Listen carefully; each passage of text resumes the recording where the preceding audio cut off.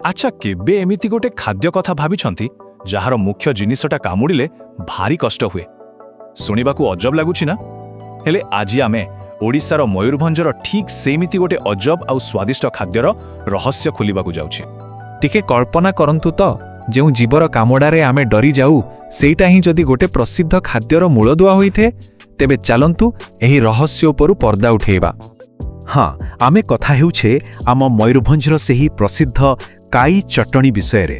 ଏହାର ନାଁ ଯେତିକି ପରିଚିତ, ଏହା ପଛର କାହାଣୀ ସତରେ ସେତିକି ମଜାଦାର। ତେବେ ପ୍ରଶ୍ନ ଉଠୁଛି, ଏହାର ସ୍ୱାଦର ରହସ୍ୟଟା ପ୍ରକୃତରେ କ'ଣ? କ'ଣ ପାଇଁ ଏହି ଚଟଣି ଏତେ ଖାସ୍ ଆଉ ଏତେ ଅଲଗା? ଏହାର ସ୍ୱାଦକୁ ବୁଝିବାକୁ ହେଲେ ଭାବନ୍ତୁ, ଗୋଟେ ତୀକ୍ଷ୍ଣା, ଟିକେ ରାଗ ଆଉ ବହୁତ ସାରା ଖଟା ସ୍ୱାଦର ଏକ ଅଦ୍ଭୁତ ମିଶ୍ରଣ। ଏହି ସ୍ୱାଦ ହିଁ ଏହାକୁ ବାକି ସବୁଠାରୁ ପୂରାପୂରି ଅଲଗା କରିଦିଏ। ତେବେ ଏହି ଅଦ୍ଭୁତ ସ୍ୱାଦ ପଛରେ ଲୁଚି ରହିଛି କ'ଣ? ଚାଲନ୍ତୁ ଜାଣିବା ସେହି ରହସ୍ୟମୟ ମୁଖ୍ୟ ଉପାଦାନ ବିଷୟରେ। ଆଉ ଏହାର ମୁଖ୍ୟ ଉପାଦାନ ହେଉଛି ନାଲି କାଇ ପିମ୍ପୁଡ଼ି। ହଁ, ଆମେ ସେହି ପିମ୍ପୁଡ଼ି କଥା କହୁଛୁ, ଯାହାର କାମୁଡ଼ା ବେଶ୍ ଯନ୍ତ୍ରଣାଦାୟକ। ତେବେ ଏହାର ଯେଉଁ ଖଟା ସ୍ୱାଦ, ସେଇଟା ଆସେ କୋଉଠୁ? ରହସ୍ୟଟା ହେଉଛି ପିମ୍ପୁଡ଼ିର କାମୁଡ଼ାରେ। ହଁ, ସେମାନେ କାମୁଡ଼ିଲା ବେଳେ ଯେଉଁ ଫର୍ମିକ୍ ଏସିଡ୍ ଛାଡ଼ନ୍ତି, ସେଇଥିରୁ ହିଁ ଏହି ଚଟଣିକୁ ମିଳେ ତାର ସ୍ୱତନ୍ତ୍ର ଖଟା ସ୍ୱାଦ। ସତରେ ପ୍ରକୃତିର କରାମତି ବି କେତେ ଅଜବ। ଏବେ ଆସନ୍ତୁ ଦେଖିବା ଏହି ଚଟଣି କେମିତି ଜଙ୍ଗଲରୁ ଆସି ଆମ ଖାଇବା ଥାଳିରେ ପହଞ୍ଚୁଛି। କାରଣ ଏହାକୁ ତିଆରି କରିବାର ପ୍ରକ୍ରିୟା ମଧ୍ୟ ବହୁତ ପାରମ୍ପରିକ ଆଉ ମଜାଦାର। ଜାଣିଛନ୍ତି, ଏହାକୁ ତିଆରି କରିବା ଗୋଟେ କଳାଠାରୁ କମ୍ ନୁହେଁ। ପ୍ରଥମେ ତ ବହୁତ ସାବଧାନର ସହ ଗଛରୁ ପିମ୍ପୁଡ଼ି ଆଉ ତା ଅଣ୍ଡା ସଂଗ୍ରହ କରାଯାଏ। ତାପରେ ଏହାକୁ ଭଲ ଭାବେ ସଫା କରି ପାରମ୍ପରିକ ଶିଳପୁଆରେ ବାଟି ମସଲା ସହିତ ମିଶାଯାଏ। ଆଉ ସେହି କାଇ ପିମ୍ପୁଡ଼ିର ଖଟା ସ୍ୱାଦ ସହିତ ମିଶେଇ ଲୁଣ, ଅଦା, ରସୁଣ ଆଉ ନାଲି ଲଙ୍କାର ତୀକ୍ଷ୍ଣତା, ଏହି ମିଶ୍ରଣ ହିଁ ଚଟଣିର ସ୍ୱାଦକୁ ଏକଦମ ନୂଆ ସ୍ତରକୁ ନେଇଯାଏ। କିନ୍ତୁ କାଇ ଚଟଣି କେବଳ ଏକ ସ୍ୱାଦିଷ୍ଟ ଖାଦ୍ୟ ନୁହେଁ, ଏହାର ମହତ୍ତ୍ୱ ଏହାଠାରୁ ବହୁତ ବେଶୀ। ସ୍ଥାନୀୟ ଅଞ୍ଚଳରେ ଏହାକୁ ଏକ ସୁପରଫୁଡ୍ ବୋଲି କୁହାଯାଏ। ଆଉ କୁହାଯିବନି ବା କାହିଁକି? ଏହା ପୋଷଣ ଆଉ ଔଷଧୀୟ ଗୁଣରେ ଏକଦମ ଭରପୁର। ଆଉ ପୋଷଣ କଥା କହିଲେ ତ ଏହା ଗୋଟେ ପୁରା ପାୱାର ହାଉସ୍।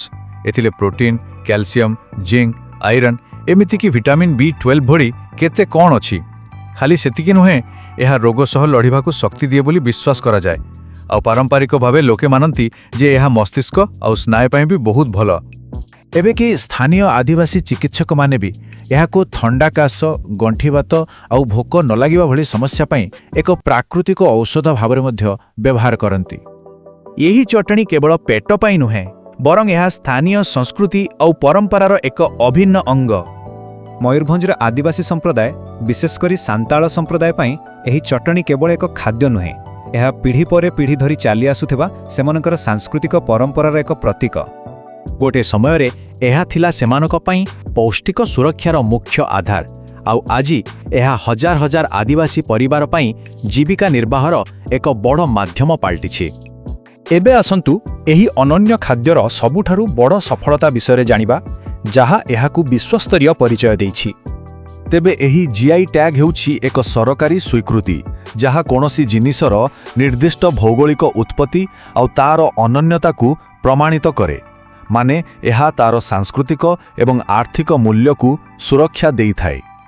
ଆଉ ସବୁଠାରୁ ବଡ଼ ଖୁସିର କଥା ହେଉଛି 2024 ମସିହାରେ ଆମ କାଇ ଚଟଣିକୁ ଏହି ପ୍ରତିଷ୍ଠିତ GI ଟ୍ୟାଗ୍ ମିଳିଛି। ଏହା ସତରେ ଆମ ଓଡ଼ିଶାର ସ୍ଥାନୀୟ ଜ୍ଞାନ କୌଶଳ ଆଉ ପରମ୍ପରା ପାଇଁ ଏକ ବହୁତ ବଡ଼ ସମ୍ମାନ। ତେବେ ଏଇ ସବୁ କଥା ଆମକୁ ଗୋଟେ ବଡ଼ ପ୍ରଶ୍ନ ପାଖରେ ଛାଡ଼ି ଦେଇ ଯାଉଛି। କ'ଣ ଆମର ପ୍ରାଚୀନ ପରମ୍ପରା ଭିତରେ ହିଁ ଲୁଚି ରହିଛି ଭବିଷ୍ୟତର ସୁପରଫୁଡ୍ର ଚାବିକାଠି? ଏ ବିଷୟରେ ଟିକେ ଭାବିବା ଦରକାର, ନୁହେଁ କି?